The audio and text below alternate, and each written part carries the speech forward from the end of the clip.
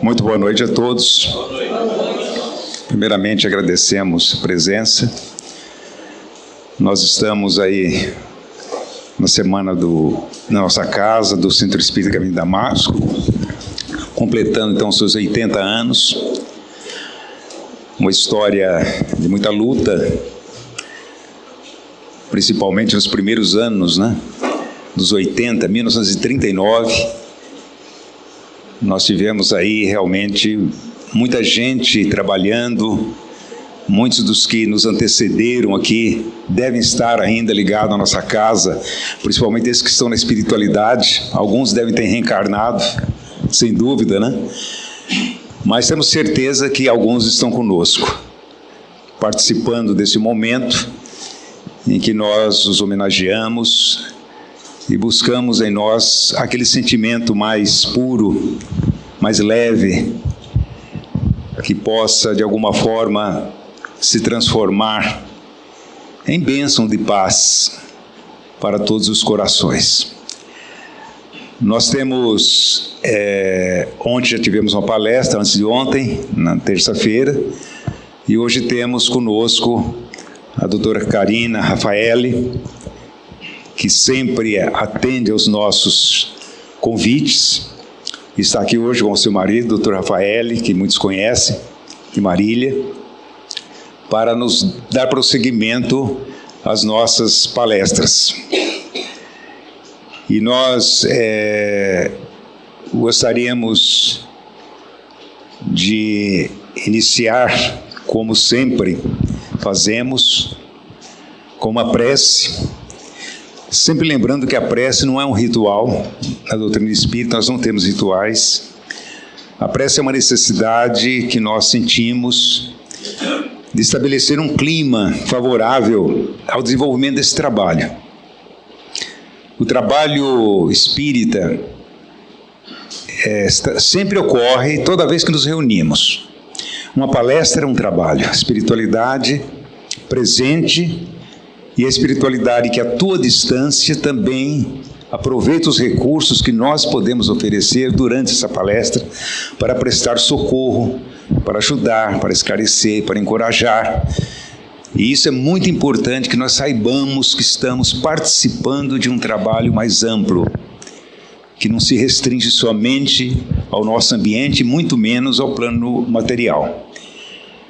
Então nós vamos nos elevar em pensamento, como sempre, agradecendo a Deus, nosso Pai, pela oportunidade de estarmos aqui hoje, mais uma vez, como tantas vezes tivemos, para buscar algo que venha ao encontro das nossas necessidades mais urgentes, nos ajudando a caminhar com mais firmeza, com mais determinação e coragem, na realização daquilo que nós próprios prometemos a nós mesmos, na presente existência, para fazermos o melhor que estiver ao nosso alcance.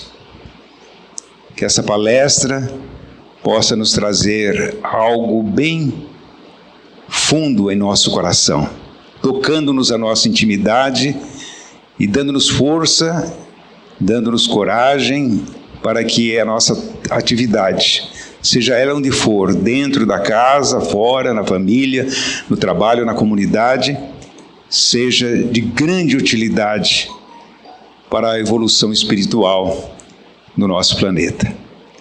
Agradecemos os benfeitores da casa, toda a equipe espiritual que nos dá assistência, nossos protetores, nossos amigos da espiritualidade, familiares, que certamente estão conosco hoje, e os nossos irmãos que estiveram aqui logo no início da atividade dos Caminhos de Damasco e que certamente participam com muita vontade, com muita alegria dessa realização.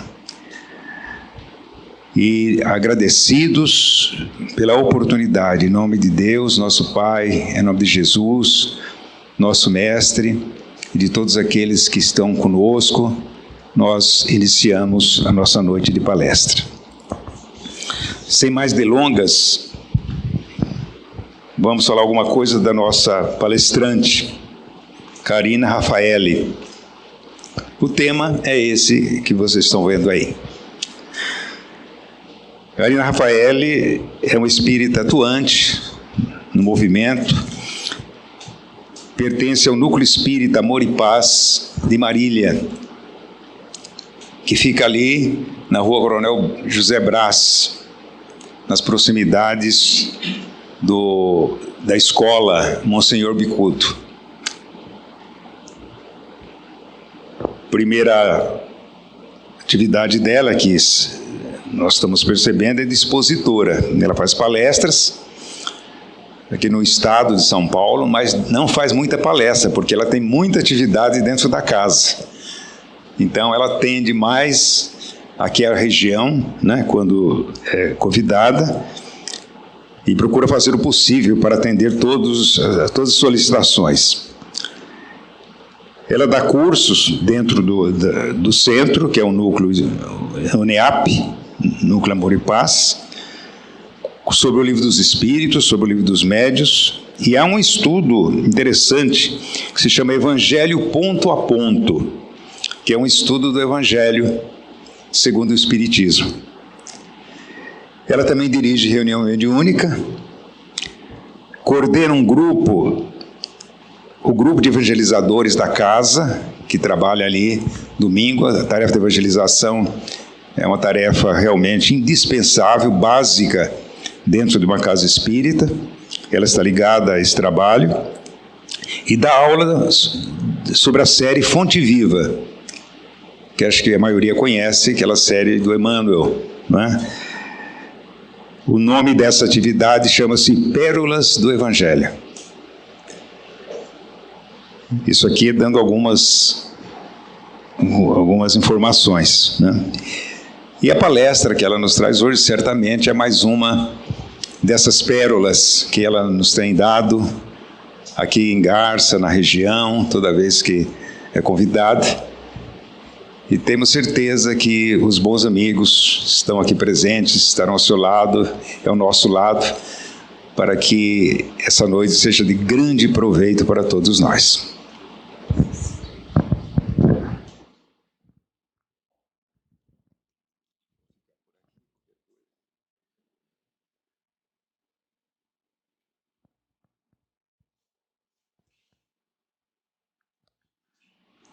Boa noite, meus amigos. É uma grande alegria nós estarmos de volta a esta casa, e ainda mais num momento tão especial.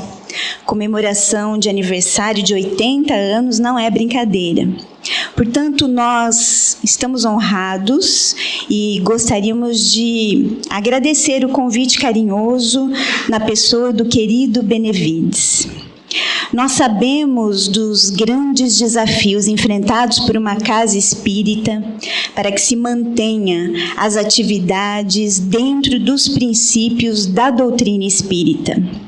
Mas também sabemos do quanto prazeroso é o trabalho de Jesus, que nos promove ao aprimoramento íntimo, através dos estudos, das vivências e do desenvolvimento da fraternidade. Portanto, nós queremos parabenizar todos os envolvidos, encarnados e desencarnados, nesse trabalho espiritual de 80 anos. Parabéns a todos. Nós trouxemos hoje esse tema que foi sugerido pelo Benevides. Ele pediu para que nós desenvolvêssemos esse tema com vocês. Então, nós trazemos aqui algumas reflexões a respeito dessa construção íntima que é o perdão. Nós estaremos falando de relacionamentos mais próximos, dos nossos relacionamentos do dia a dia, de tal maneira que, se porventura acontecer na nossa jornada grandes dores, situações muito difíceis e constrangedoras, que nós tenhamos recursos, ferramentas para perdoar. De todos os ensinamentos trazidos pelo Mestre Jesus, a mensagem do perdão é a das mais importantes. No entanto, é uma das experiências mais difíceis e complexas. porém, a mais libertadora para todos nós. Difícil, porque todos nós já sabemos que devemos perdoar. Nós já assimilamos a mensagem do Mestre, que disse que devemos perdoar 70 vezes, 7 vezes. E Emmanuel, benfeitor espiritual, vai complementar, dizendo que nós devemos perdoar 490 vezes cada ofensa. É muita coisa. Nós ainda não conseguimos. Isso para mostrar a constância, para reforçar esse movimento que devemos fazer no nosso dia a dia. Então, se nós sabemos que precisamos perdoar, temos esse conhecimento, a pergunta que fazemos é: por que nós não conseguimos? Como diminuir a distância do que eu sei, o conhecimento, e do que eu sinto? E o que eu sinto é que fui ofendido, sinto mágoa, muitas vezes ódio, rancor, ressentimento, aquele mal-estar todas as vezes que nós lembramos daquela pendenga que aconteceu conosco, sofrimento.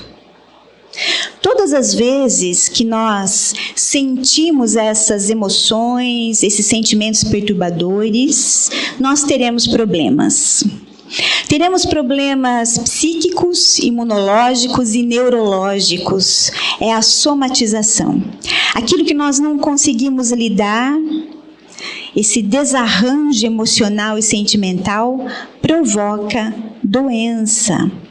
Então, não conseguimos lidar e o psiquismo projeta no corpo físico e podemos adoecer. A ciência, a medicina já nos dá conta da repercussão celular desse desarranjo emocional. Altera todo o nosso metabolismo.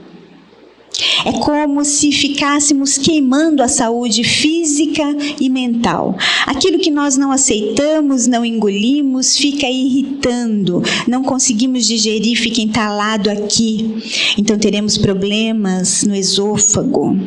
Esofagite, refluxo, gastrite, úlceras e tantas outras enfermidades no trato gastrointestinal, cardíaco, tireoide e tantas coisas. Então, cada vez que nós nos lembramos daquela situação do ofensor ou da ofensa, aquela ferida que não está cicatrizada, ela se abre novamente, não foi resolvida, e aquilo dói. Todas as vezes que lembramos, abre novamente a ferida, e sofremos muito. Portanto, nós já sabemos qual é o caminho da cura. É um movimento amoroso, é a prática do perdão. Se já sabemos tudo isso, Jesus já nos orientou. Se a medicina nos dá conta através dos estudos científicos, nós chegamos à conclusão que perdoar é uma estratégia inteligente de saúde física e mental.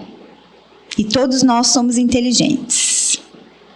Mas para perdoar é preciso querer, não é? A nossa companheira disse, não, é melhor não perdoar, né? E tem gente que não quer perdoar mesmo. Muitas vezes nós estamos lá no atendimento fraterno da Casa Espírita, passando essas orientações sobre o perdão, e a pessoa vai falar assim, não, eu não estou preparada para perdoar. Então, precisa querer sair desse processo de desamor para conosco. Precisa se esforçar. E nós somos criaturas inteligentes, mas muitas vezes nós somos incoerentes naquilo que nós falamos e fazemos. Vamos ver se vai dar certo aqui, hein, Benevides?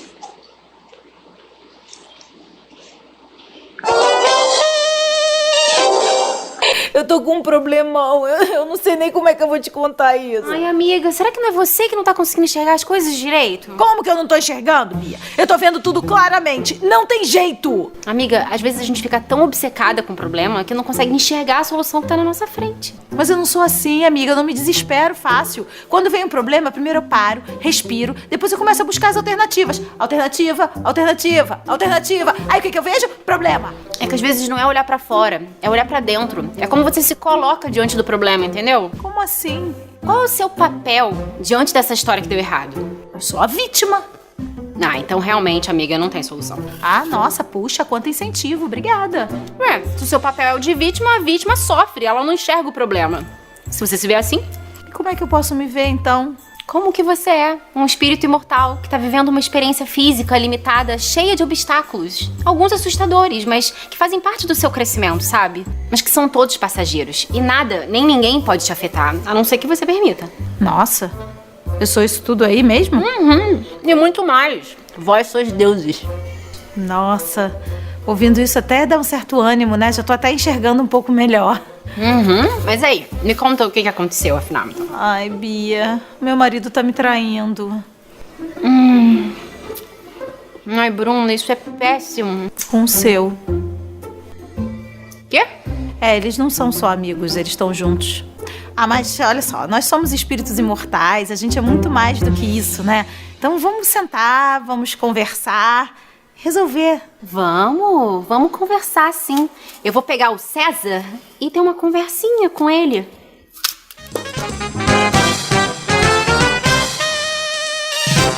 Eu vou acabar com ele, Calma, Bia, calma, você assim não consegue pensar, calma. Bia, agora não me escuta mais, tá cega e surda de ódio, Bia. Eu vou matar ele. Isso não vai ficar assim, eu vou acabar com ele. Ele não tinha direito de fazer isso comigo, eu vou acabar com ele.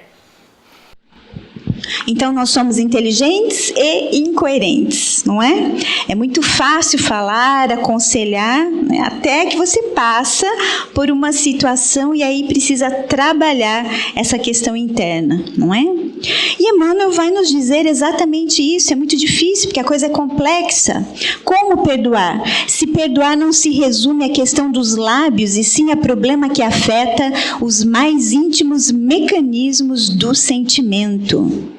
Então, a situação é profunda e nós precisamos nos munir de coragem para fazer essas avaliações internas e começar esse processo do perdão.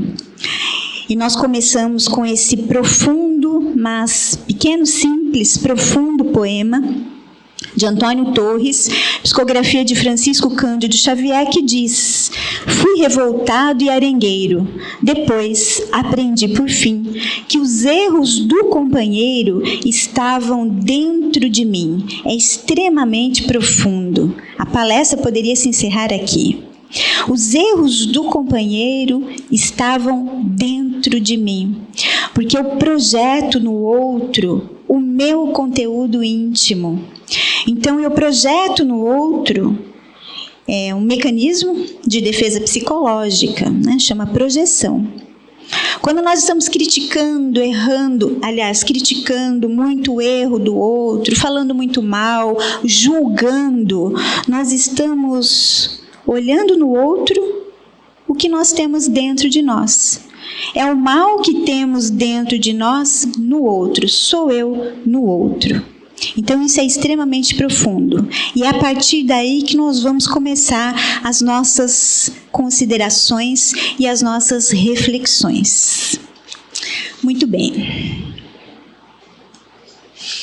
Quando é que surge, então, uma mágoa ou um ressentimento? Como é que acontece?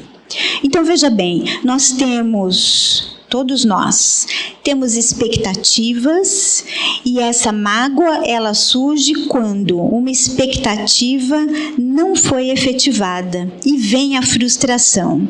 Quando nós temos algum interesse que não foi realizado, algo que nós esperávamos e não aconteceu da maneira que nós esperávamos. E aí aconteceu uma agressão, uma injúria, uma ofensa e assim por diante. Então temos uma expectativa que não foi realizada e vem a frustração. E essa mágoa acontece. E nós vamos ver que a mágoa, ela é um mecanismo natural. Como é que nós vamos registrando isso no espírito ou no psiquismo? Essa mágoa, dessa questão que aconteceu, ela pode ser muito pequena ou muito grande. E nós podemos fazer um registro de um descaso, de uma desconsideração, uma falta de respeito, um golpe, uma traição, de algo ali que está relacionado. Vamos registrando. A mágoa pode ser muito pequena ou muito grande. E essa intensidade vai depender do nosso conteúdo íntimo, daquilo que nós estamos trazendo, de outras vidas, de outras reencarnações, porque nós temos uma bagagem espiritual. Vai depender das nossas imperfeições e também das qualidades que eu já possuo para poder lidar com aquilo. Então, depende da leitura que eu faço da vida, das questões existenciais. Vai depender do processo educativo atual, do que eu penso a respeito de crenças, ou seja, depende do grau de maturidade que eu tenho. Numa palavra só, a evolução espiritual. Então, essa mágoa vai ser registrada maior ou menor de acordo com o meu conteúdo íntimo. Muito bem. No psiquismo, então, acontece isso. Nós vamos registrando um prejuízo ou uma lesão emocional das mais variadas nesses graus maiores ou menores. E o que se passa conosco, então, em termos de ressentimento? A mágoa, ela é um mecanismo natural, então nós vamos sofrer uma agressão, uma violência, algo, e vamos sentir aquilo, vamos ficar aborrecidos, vamos ficar magoados, isso é natural. Sentir raiva também é natural. Muitas vezes nós falamos assim, nossa, eu não posso sentir raiva. Claro que pode sentir raiva. A raiva faz parte das 5 emoções básicas do ser humano. Alegria, tristeza, raiva, medo e nojo. São as 5 emoções básicas. O que nós precisamos aprender é a lidar com a raiva, não explodir, não virar cólera, não ser impulsivo e não cultivar a mágoa. A mágoa, ela é natural. Imagine que você foi realmente agredido. Então pense em uma agressão grande, né? Algo que aconteceu que foi sério. Porque muitas pessoas se melindram por questões pequenas. Mas vamos imaginar que aconteceu mesmo uma violência, algo moral, enfim. E você ficou magoado. Não sentir a violência tem algo errado dentro do psiquismo. A pessoa que não sente aquilo, porque uma coisa é a violência, a agressão, outra coisa é a ofensa, e você pegar aquilo para você e cultivar, e ficar remoendo dentro de você. Então, sentir aquilo é natural. O que é que nós não podemos fazer? É o cultivo da mágoa, é ficar remoendo, revivendo aquilo a todo instante. Isso é ressentimento, é ressentir. Aquilo não passa, você revive o instante da agressão, você lembra do ofensor o tempo todo. Então aquilo vai te fazendo mal por dentro, e isso é ressentimento, é cultivo da mágoa. E todas as vezes que nós temos uma ferida muito grande de mágoa, nós precisamos tomar cuidado porque ela pode ser potencializada. Nós vivemos numa rede de sintonia espiritual e aprendemos isso na questão 459 do Livro dos Espíritos, no capítulo Intervenção dos Espíritos no Mundo Corporal. Quando Kardec pergunta se os espíritos podem interferir nas nossas ações e no nosso pensamento, e a resposta dos espíritos da codificação: muito mais do que podeis imaginar. Muitas vezes são eles que vos dirigem. Portanto, nós estamos nessa rede de sintonia. A direção para o bem ou para o mal é determinada pelo meu conteúdo íntimo. Se eu estou magoado, rancoroso, com ódio, estarei me relacionando com espíritos nessa faixa de vibração. É um plugue tomada.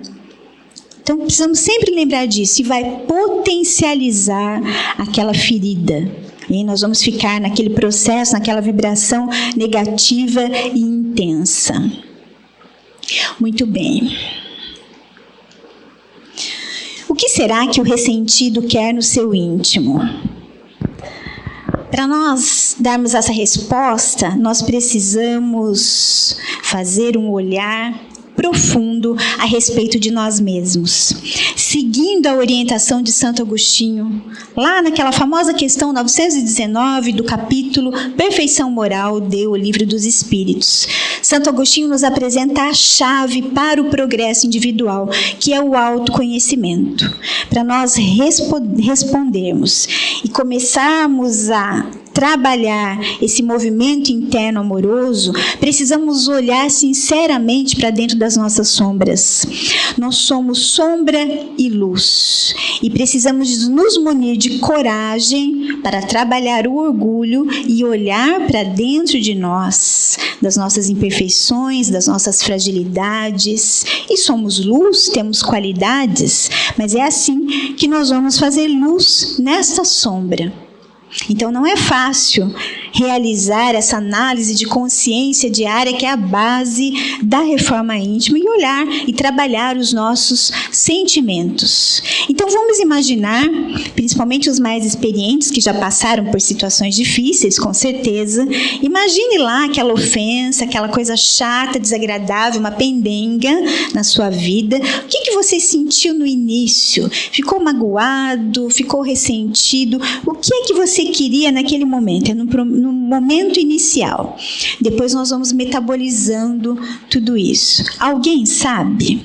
Quem arrisca na resposta? O que você queria lá naquele primeiro momento, ressentido? Quem arrisca? Que o outro pedisse desculpa. O que mais? Torcer o pescoço do outro. Exatamente, torcer o pescoço dele. Torcer o pescoço? É isso mesmo. Exatamente. Pedir desculpa, que ele venha pedir desculpa, mas de joelhos, humilhado, se arrastando. Não é? É isso, exatamente. Para a gente ter essa resposta, nós precisamos ter um olhar muito profundo para dentro de nós, porque é exatamente isso. Nós queremos que o outro sofra como nós estamos sofrendo. E isso é o quê? Tem um nome. Vingança. Não é essa vingança escancarada que você vai pegar uma arma e vai matar o outro, não. É aquele desejo do mal. É quando você fica sabendo que ele fez a mesma coisa que ele fez com você, com o outro, e você avisou, e ele fez, e agora deu tudo errado, e você vai lá e fala, tá vendo? Eu não falei bem feito. Eu falei que essa pessoa não vale nada. Não é assim? E você se compraz com aquilo. Né? Quando ele se dá mal, então, nossa, aquilo é uma maravilha. Nós precisamos ter esse olhar. Num primeiro momento, nós desejamos o mal, sim. Mas depois, nós vamos metabolizando tudo isso, elaborando os nossos sentimentos, nós aqui, vamos trazendo os recursos da doutrina espírita, ferramentas, para trabalhar essa construção, esse caminho do perdão. Então, no início, é isso mesmo que nós queremos, mas necessário que se tenha esse olhar profundo para dentro de nós. A escolha do que nós vamos fazer com aquela ofensa, a reação que nós vamos ter é nossa, pessoal. As pessoas podem fazer tudo o que elas quiserem conosco, mas depende de nós o que nós vamos fazer com tudo aquilo que elas estão fazendo conosco.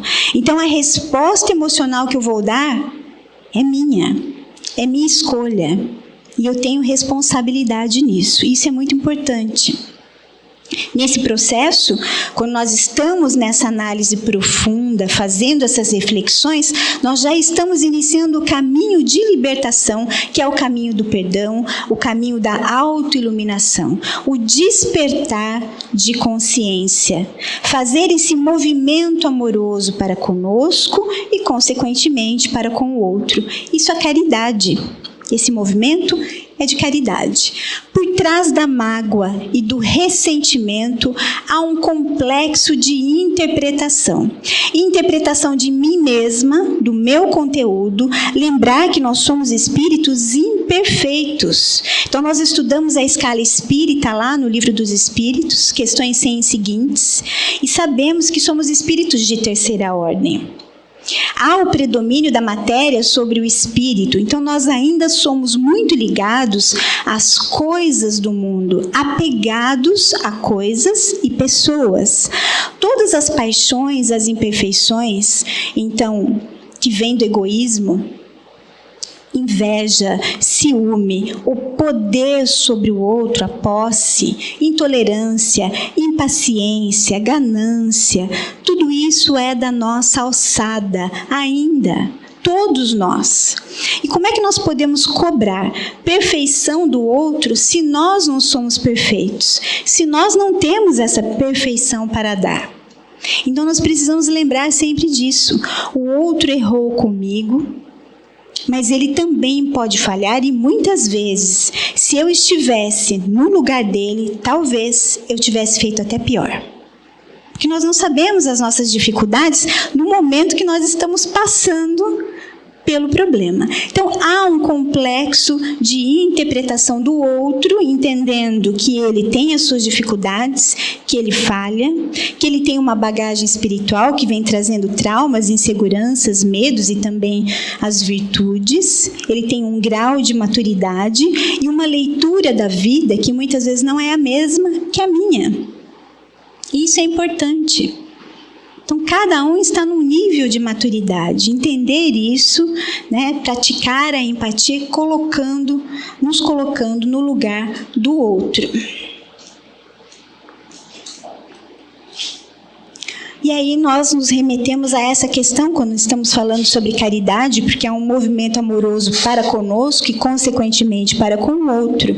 E vamos lá para a questão 886, quando Kardec pergunta, no Livro dos Espíritos, qual o verdadeiro sentido da palavra caridade, como a entendia Jesus. E nós aqui do movimento espírita já sabemos de cor, né? Todo mundo sabe, a resposta é o famoso BIP.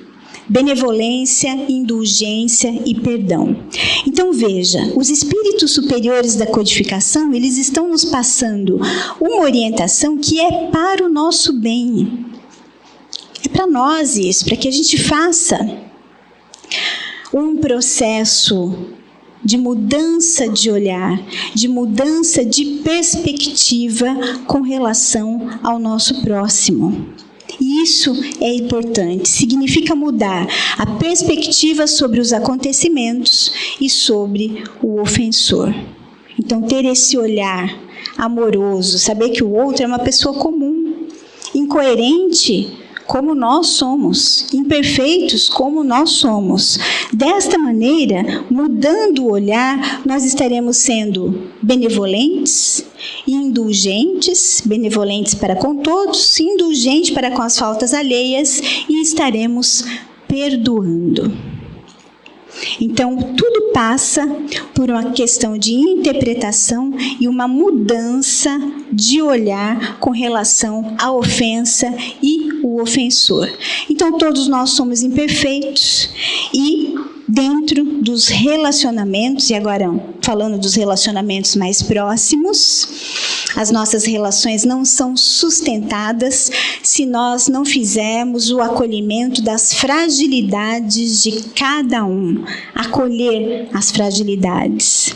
Quando nós fazemos esse acolhimento das fragilidades, das imperfeições do outro e das nossas, o amor, ele evoca mudanças. Há um esforço natural de ambas as partes e é a partir do acolhimento das fragilidades que nós vamos iniciar a transformação interna dos sentimentos. Então, se nós não fizermos isso, não haveremos de ter uma relação que irá se sustentar. Em um relacionamento mais próximo, se as imperfeições são acolhidas e compreendidas, naturalmente há esforço e haverá mudanças, porque o amor contagia. E é dessa maneira que o espírito avança. Então, ter esse olhar amoroso para com o outro. Será que perdoar é esquecer? O que vocês acham? Não é esquecer. Jesus disse, né, para esquecer as ofensas. Mas o que ele quis dizer com isso? Perdoar não é esquecer, porque não tem como nós esquecermos os fatos que aconteceram conosco. Imagine uma situação muito grave, uma violência grave. Esses fatos estão registrados, fazem parte da história do espírito. Mas é possível nós nos lembrarmos das coisas que aconteceram e não sofrermos mais. Então, é lembrar sem sentir dor, e isso é possível. Perdoar, então, é compreender a situação, é o esquecimento das emoções e sentimentos relacionados ao fato. Isso é possível nós fazermos. Então, não é esquecer, não tem como. Está registrado e nós devemos tirar os pontos positivos, os aprendizados daquela pendenga que aconteceu conosco. Então, faz parte da nossa história, é lembrar e não sofrer, e o exercício do perdão, ele passa por esse processo que nós estamos fazendo aqui. Reflexões. Passa pela autoconsciência. Eu sou consciente que só posso evoluir pelo amor. Esse é o nosso destino. Criados simples e ignorantes, mas com todo um potencial, temos a essência divina dentro de nós, potencial de amor e de perfeição, e chegaremos naquela escala evolutiva que estudamos lá no Livro dos Espíritos, aquela hierarquia espiritual, seremos um espírito pleno de amor e conhecimento, um espírito puro. Então, esse é o nosso processo evolutivo. E aí, diante de tudo isso, alguém pode estar pensando, nossa, mas parece que perdoar, então, é ser conivente, né, com o erro do outro. Será que é isso? Perdoar é ser conivente? Num relacionamento próximo, perdoar é reconsiderar. Mas a pessoa que errou, ela deve reagir positivamente e estar disposta a um amadurecimento. Isso acontece muito nos relacionamentos familiares. Então, imagine pais e filhos. Então, imagine que a pessoa errou, você precisa retomar aquela pessoa na sua vida, é uma pessoa da família, você perdoa. Ela erra de novo. O mesmo erro, você perdoa. E mais uma vez, você perdoa. Então, nós precisamos analisar. Será que eu não estou sendo conivente, passando a mão na cabeça e prejudicando a evolução daquela pessoa? Então, para isso, nós precisamos fazer acordos, conversar, estabelecer limites amorosos, e essa pessoa também precisa dar uma resposta positiva de amadurecimento, para que possa ser retomado o vínculo de confiança nessa relação. É assim que nós vamos estabelecer pontes. Então, conversar, para que a gente chegue nesse grau de amadurecimento. Os dois precisam se empenhar na reconstrução desse relacionamento, seja qual for. Desta maneira, nós estaremos adotando uma postura de superação e poderemos, então, oferecer a outra face.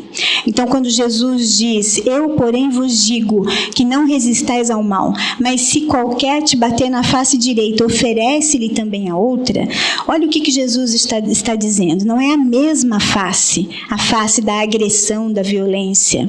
E também não é a face da covardia, é a outra face.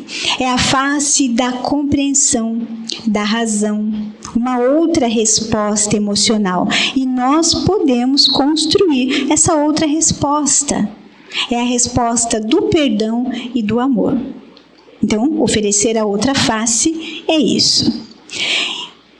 Para que a gente chegue a tudo isso que estamos falando, isso só é possível através do alto amor, do alto perdão, que é fazer o acolhimento das nossas fragilidades, aceitar a nós mesmos e aí sim mobilizar as nossas forças íntimas de mudança, que são as potencialidades da alma, para fazer a transformação do sentimento. E aí nós nos perguntamos, quando aconteceu aquela ofensa e você ficou magoado, ressentido, em que momento eu me abandonei e deixei o fluxo divino? Devemos perguntar isso. Em que momento eu me deixei ofender, me deixei magoar e saí do fluxo do amor? Porque se eu estou numa relação e o outro me magoou, é porque eu cheguei no ponto dessa relação que deixei o outro me magoar. Eu me deixei ofender. Aí é que está.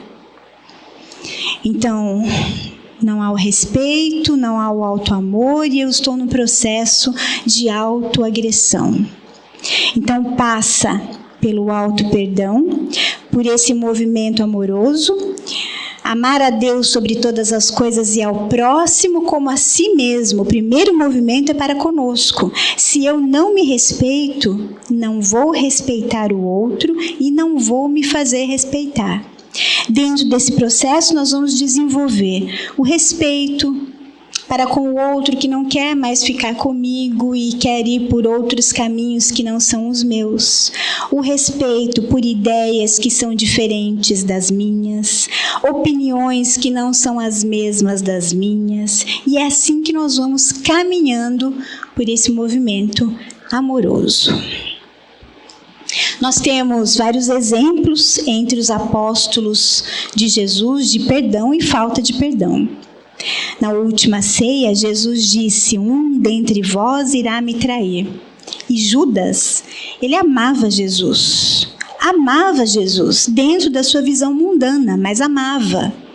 E ele não dá conta, não faz esse processo amoroso e mata a culpa, matando o corpo físico, se suicida. Hoje nós sabemos que ele é um espírito evoluído após muitas reencarnações. O que não dizer de Pedro na questão da negação?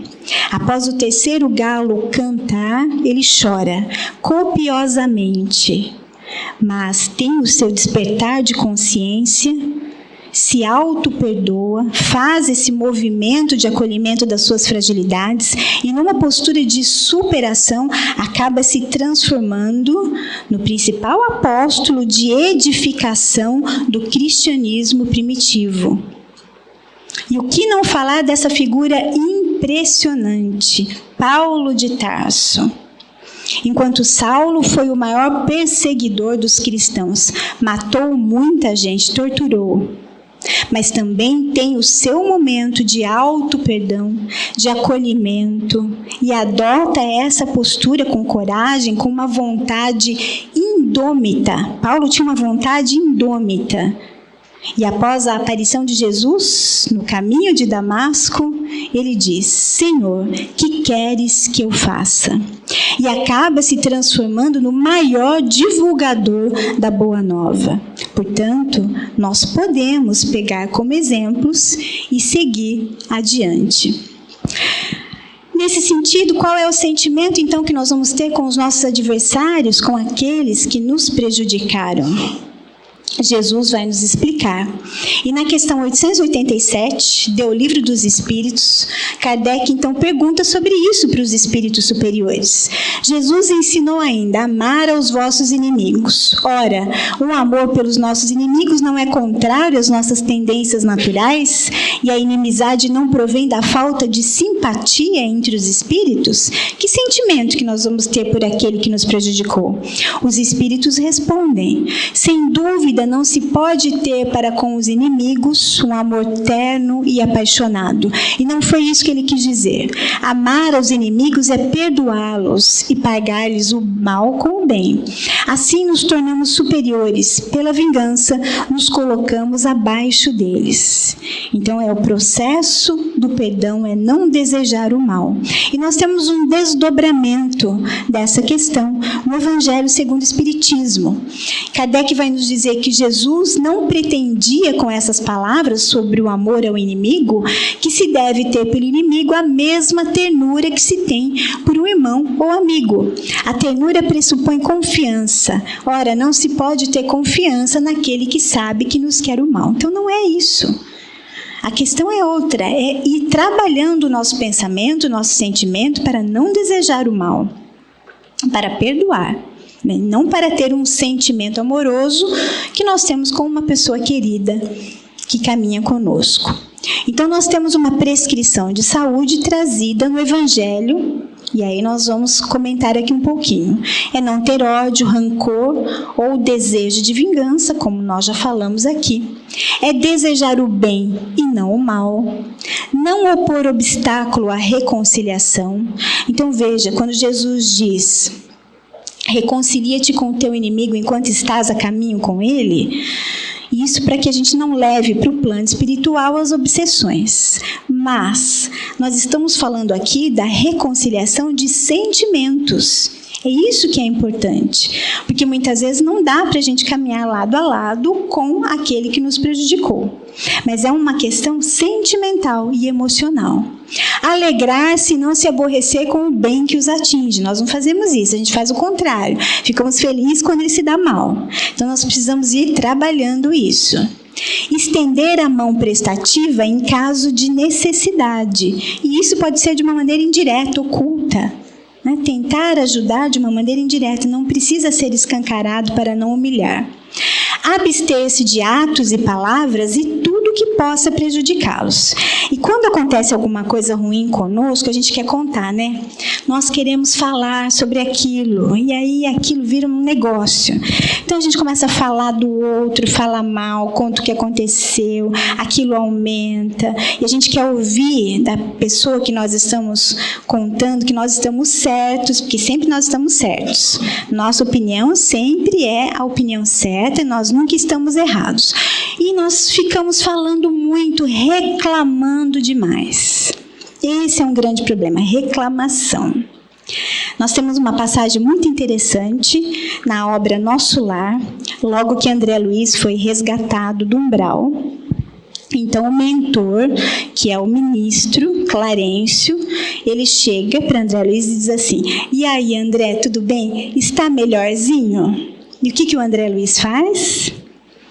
É igual aquela pessoa que a gente pergunta, nossa, já vem, não vou nem perguntar se está tudo bem, porque ela já vai falar um monte de coisa, aquela reclamação. André Luiz fez isso.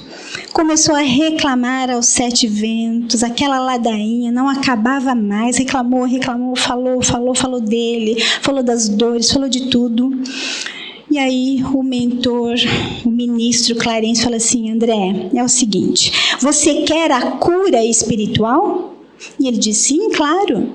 Então aprenda a não falar excessivamente de você mesmo, nem comente as próprias dores. Olha só, caminho da cura espiritual.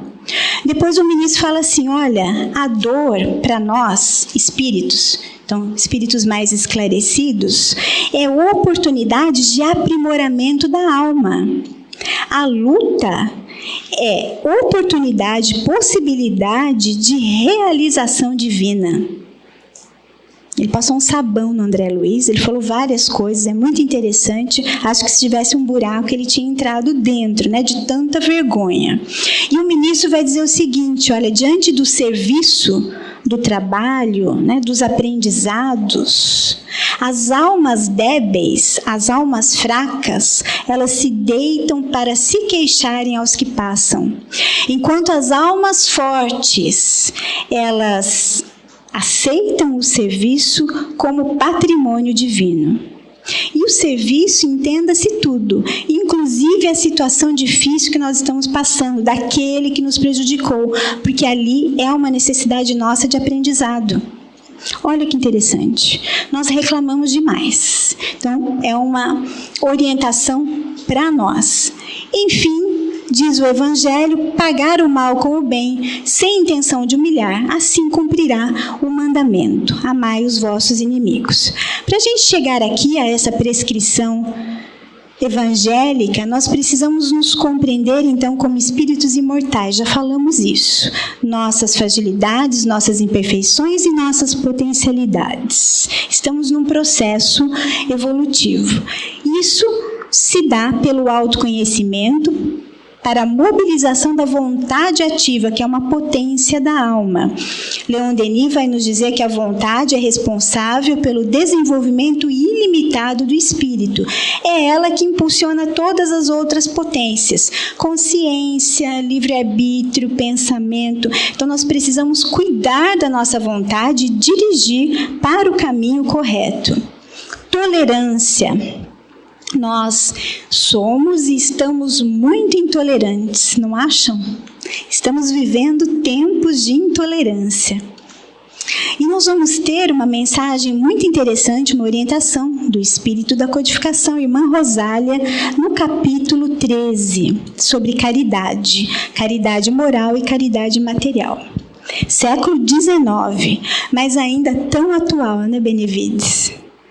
E ela vai dizer o seguinte, que a caridade moral, vou dizer com as minhas palavras, ela diz assim, olha, a caridade moral consiste em vocês se suportarem uns aos outros. E é o que menos vocês fazem aí nesse mundo inferior que vocês vivem. Olha o que ela está dizendo, que nós não nos suportamos. Pessoal, nós não nos suportamos. Nós não estamos aguentando isso aqui do outro. Olha as redes sociais. Olha os comentários. E ela continua. Ela diz, olha, há muito merecimento em saber calar para que um outro mais tolo possa falar. Ou seja, ela está chamando nós de tolos, porque ela falou que o outro é mais tolo. Então, nós somos tolos também. Então, silenciar. Conseguimos silenciar? Né? Nós somos impulsivos, a gente já quer revidar. Não podemos, nós precisamos buscar a reflexão. Não ser impulsivo, ser reflexivo. E ela continua. É muito meritório e é caridade também fazer-se de surdo quando uma boca que está acostumada a caçoar solta uma palavra irônica. Fazer-se de surdo. É assim que nós vamos lidar com as nossas situações, com os nossos relacionamentos. Né? Isso é tolerância. Por fim, resumindo, caridade consiste, diz a irmã Rosália, em não se incomodar com as faltas alheias, com os erros dos outros. Nós nos incomodamos muito. Às vezes nem é tão necessário, nós é que ficamos muito incomodados, somos muito impacientes, intolerantes, e acaba aquele conflito e você ficou magoado. Dar oportunidade para o ofensor ser uma nova pessoa. Isso é bastante importante, porque os relacionamentos eles passam por essa interpretação interna e externa e uma reconstrução, fazendo pontes ali, vínculos novamente nos relacionamentos.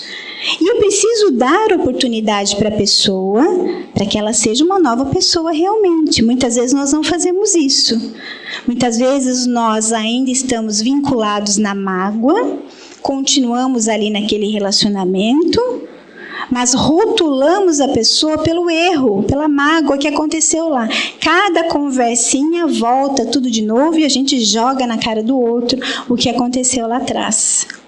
Então, se eu não consigo esquecer a mágoa e não estou conseguindo acolher as minhas fragilidades e as imperfeições dos dois, eu preciso colocar esforço, vontade ativa, para realmente dar oportunidade para aquela pessoa dar uma resposta positiva. Lembra da resposta?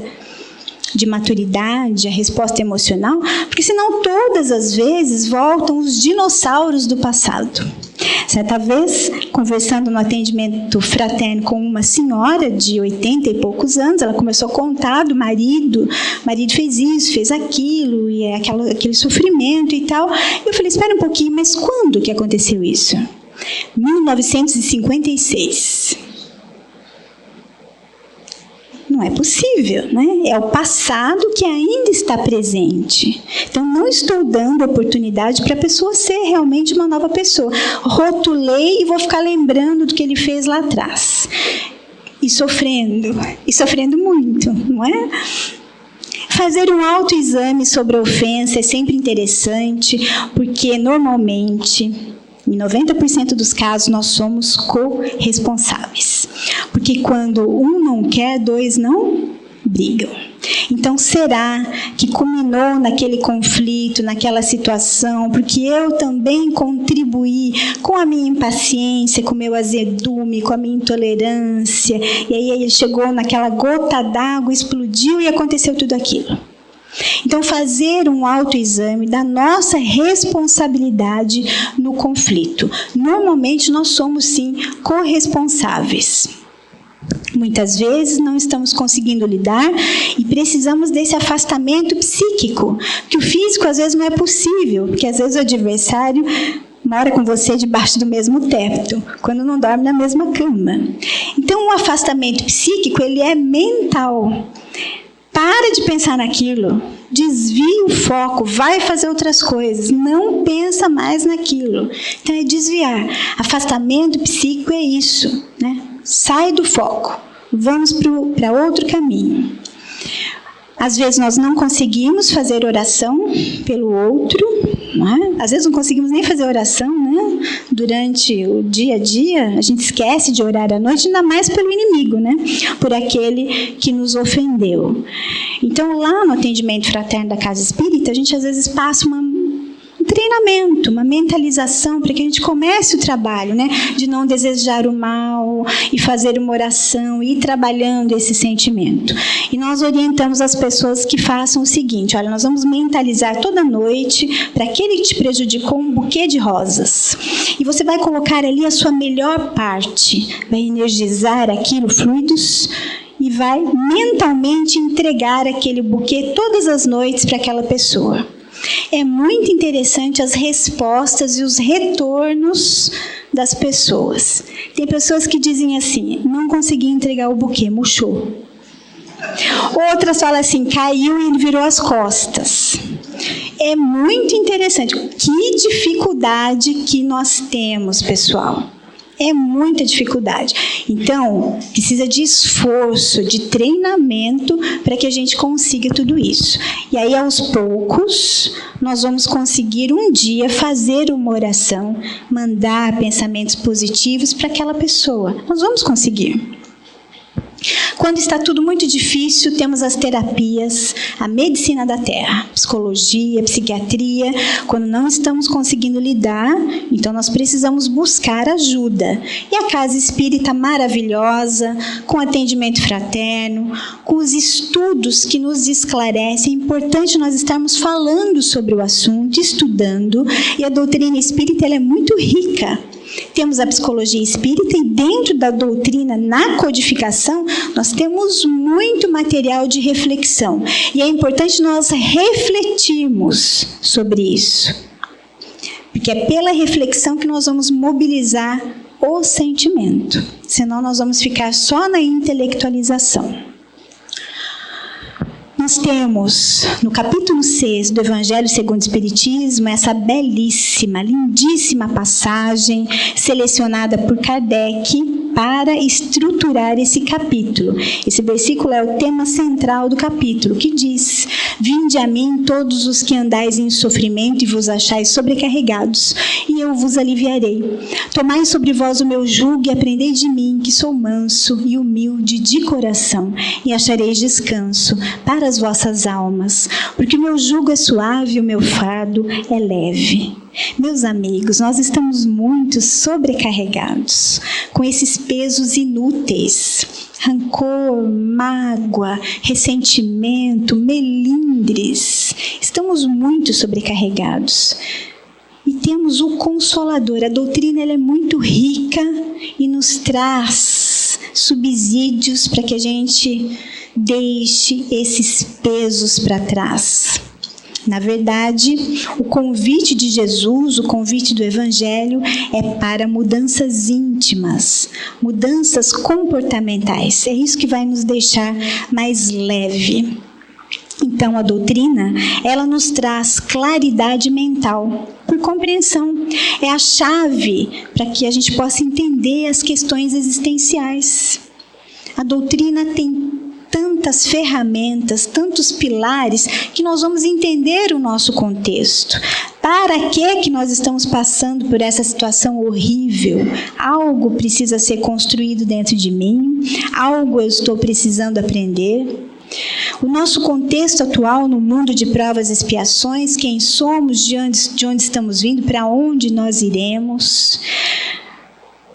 As questões dos relacionamentos, tudo isso a doutrina nos traz. Então nós conseguimos entender. O Evangelho faz esse convite para nós. Nós estamos falando aqui, vocês perceberam, de relacionamentos, não é? Estamos falando de nós mesmos e de relacionamentos. Portanto, nós devemos nos perguntar como é que nós estamos nas nossas relações pessoais. Porque de repente o ofensor sou eu, né? Estamos falando do outro, mas e eu? Como é que eu estou nessas relações, os meus compromissos, na família, na profissão, aqui dentro da casa espírita, no voluntariado? Como é a minha fala? Será que é uma fala doce, mansa, construtiva, positiva? Ou será que é uma fala azeda, negativa, destrutiva, maledicente, que provoca no outro a sua pior parte? Que nós possamos provocar no outro a melhor parte. Então nós precisamos fazer essa reflexão de como nós estamos em todos os nossos relacionamentos. E é dessa maneira que nós vamos trabalhar as adversidades com postura de enfrentamento, tirando os aprendizados e perdoando. Então, tudo passa por uma questão de perspectiva, de entendimento interno e externo. E é dessa maneira que nós vamos construir esse caminho, que é o caminho do perdão. Portanto, não permita que a mágoa, a raiva, o ódio, o rancor tomem conta de você. Eles adoecem a sua alma e o seu corpo físico. Procure novas posições mentais. Busque a renovação de sentimentos através da prece, da leitura, do estudo edificante, do trabalho no bem. É assim que nós vamos construir uma individualidade melhor. E lembre-se desse olhar, o olhar de Jesus para conosco. E busque esse olhar no adversário que te prejudicou. Jesus olha para nós e vê não a personalidade do momento, mas sim a individualidade eterna que carrega dentro de si todo um potencial de amor e perfeição. Ele sabe que um dia nós seremos como Ele, espíritos puros, plenos de amor. Meus queridos amigos, nós passamos aqui momentos, pelo menos para mim, muito agradáveis. Então eu agradeço, espero que eu tenha contribuído para algumas reflexões a respeito desse processo, porque é um processo do perdão. Um forte abraço, um beijo no coração de cada um de vocês e muita paz.